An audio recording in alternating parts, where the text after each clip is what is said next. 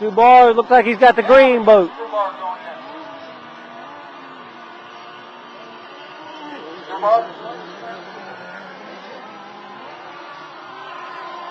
You know, I always stick with these guys here at these races. These boats are fast, but I'm just wondering why they run 20 to 1 all the time. I've never seen a nitro rigger guy can run his rigger in lane 1.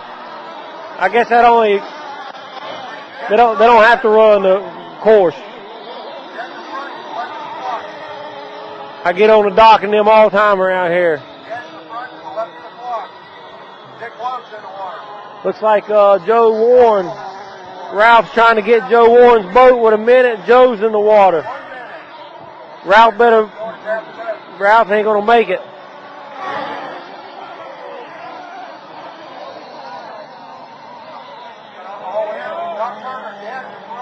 Doc Turner's dead in the front. He ain't gonna make it. 40 seconds on the clock.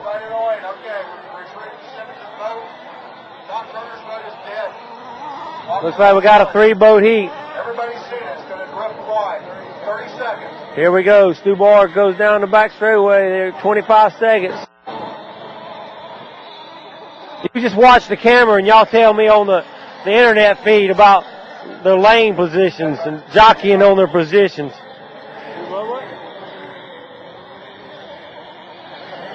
See, now they're in lane 20. Watch, they'll come up to lane 1 here.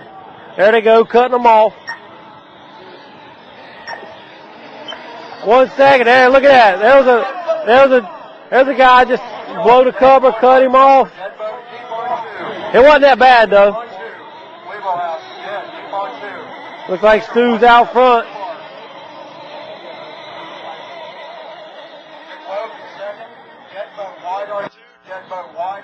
Looks like Dick Loeb's in second. Stu Barr's out front.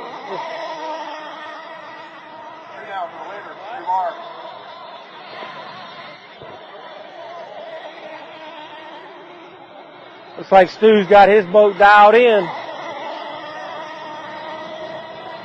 So you just watch that boat go around the course, but they say they don't, when they're running by themselves, they don't have to hold their lanes.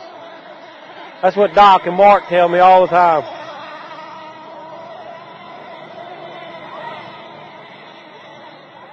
Stu's out, just cruising around, catching up to Dick Loeb. Last lap for Stu.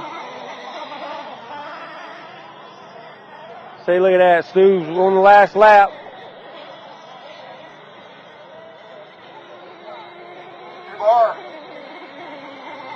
We'll see if we can't get an interview with Stu. Stu Barr, Mr. Stu Barr. He's got the crap shooter, pretty looking boat. The boat looked like the boat was running pretty good out there. The wind wasn't really affecting it, was it? Yeah, well, it kind of bothered me a little bit because the water doesn't show it, but it's changing directions here and there. You don't really know. So you just kind of pedal it a little bit and just keep watching the hole. But you had a little bobble up here on the start. I seen that. I would have called maybe a lane infraction on somebody. What do you think? Need to be down here, get checked. Right well, I was on you were the inside. you were all right, but it was behind you. You probably wasn't paying attention. No, I heard him yelling and screaming, and I thought, God, I hope I didn't do something. What are you running in there? That's a CMB 80 HR, one of the new motors. Mm-hmm. Is that the one carry in on the net on your website? The one she's holding? That's the big brother to it. That's the 67 on the website. This is the 80, and this is one of the new motors that I tell you, it's just fabulous. The amount of torque this thing has, and how much we can keep loading the prop on this thing. It just keeps crying for more.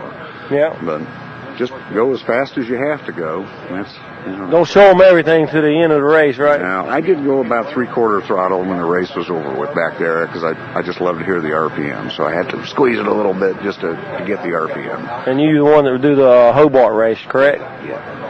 That's doing a pretty good job, huh? Oh, excellent.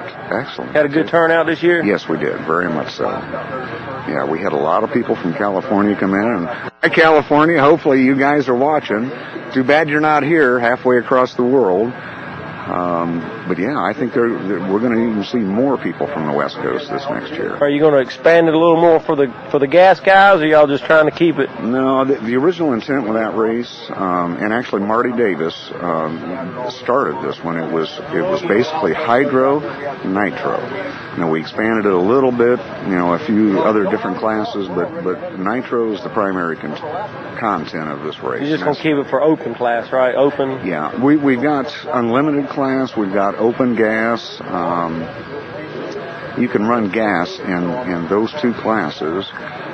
Open mono, you can run gas mono in it. So there are a variety of classes that you can run, different gas boats. But yeah, so we want to bring some of them in. It's just like with this race here, you've got a big crowd of gas, and we just can't have that because Hobart is not a big area that we can set up. So we're probably limited about 250 boats. Right. Nothing like the size of this contest. It's your first time here, right? Came years back when it was at the Shriners Club, and that was probably 8 years ago. And I haven't been back since. But I've heard excellent things about this race, and I've been meaning to come. And I thought I just got to do it. I got to get out of my shop and go out and do some of these things. You still building these boats for customers? All right, that's Stu. I'm sure we'll see him in the winner's circle again. Yeah, thank you. He's got a pretty looking crap shooter. 1 minute on the clock. 1 minute on the clock.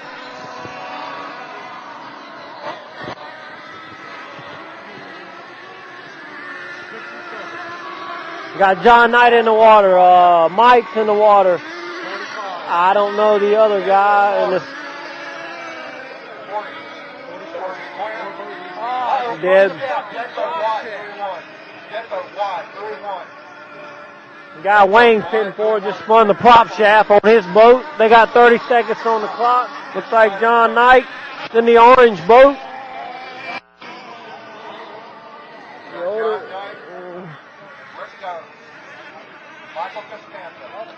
A guy named Rick and Michael Costanza. 13 seconds on the clock. 10. John's racing. This guy right here is trying to burn off some time.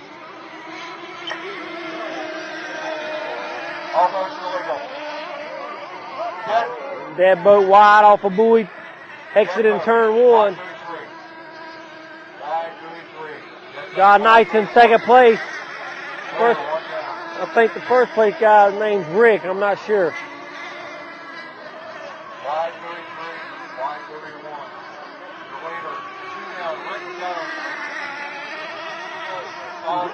John Knight's in second place. John's trying to reel him in, but I don't think he's going to make it.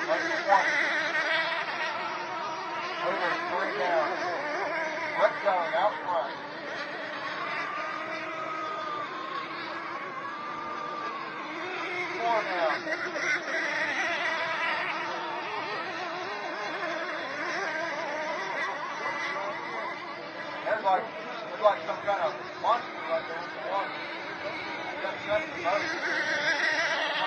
5 laps down for your leader. 5 laps down for John Knight. He's got a half a lap of lead on John Knight. Last lap for the leader, and another one, Rick Jones, I think they said. Rick Jones. John Knight, second place.